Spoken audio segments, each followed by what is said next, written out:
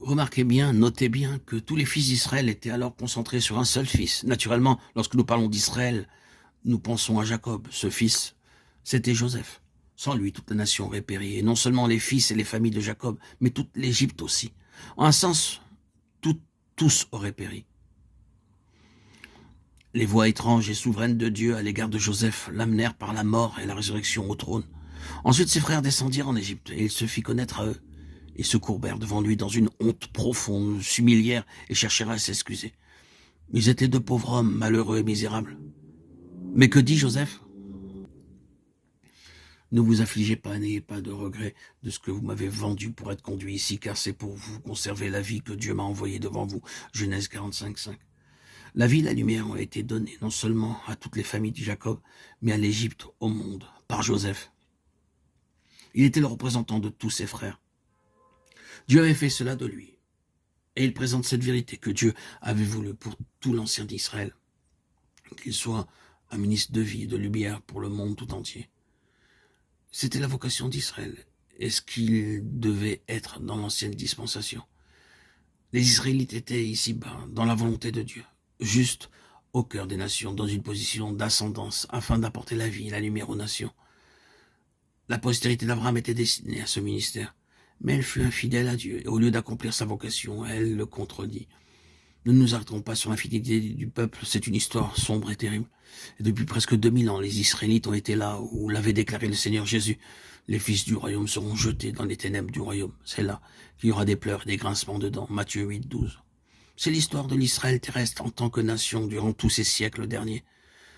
Que Dieu soit béni pour tous ceux qui ont échappé à l'obscurité extérieure, qui ne pleurent pas et ne grincent pas des dents, mais qui se réjouissent en Jésus-Christ. Mais c'est là qu'à la nation et le dernier coup le fut porté en l'an 10 de notre ère. C'est le côté sombre.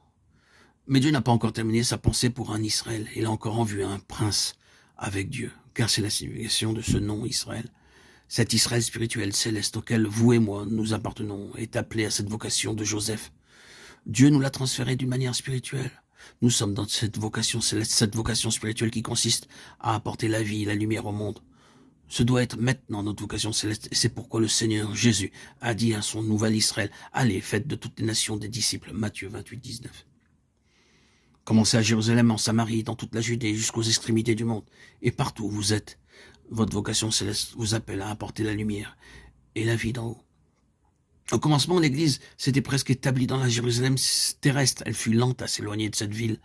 Le Seigneur dut donc prendre un lourd marteau et le laisser tomber sur l'église de cette ville. Tous furent alors dispersés. Le Seigneur dit, j'en ai fini avec cette cité terrestre. La nouvelle Jérusalem est en haut, et la vocation nouvelle, céleste, est pour toutes les nations. C'est la vocation céleste de l'Israël spirituel désormais, mais elle doit arriver plus tard à la plénitude. Cette plénitude nous est montrée à la fin de la Bible. La cité sainte, la Jérusalem nouvelle, qui descendait du ciel d'auprès de Dieu, Apocalypse 21:2. Non. Ce n'est pas là un centre terrestre matériel et politique. Ce sont les compagnons de Christ qui sont représentés par le symbolisme de la cité. Et le dernier mot qui soit dit de cette cité est celui-ci. Les nations marcheront à sa lumière et sur les deux bords du fleuve se trouve l'arbre de vie et les feuilles de cet arbre sont pour la santé des nations. Apocalypse 21:24 et 22:2. Avons-nous remarqué que nous avons changé un mot? Notre traduction dit pour la guérison des nations. Mais ce mot n'est pas correct. Les nations n'auront plus besoin de guérison dans l'éternité, que Dieu soit béni. Mais elles auront besoin que leur santé spirituelle soit développée.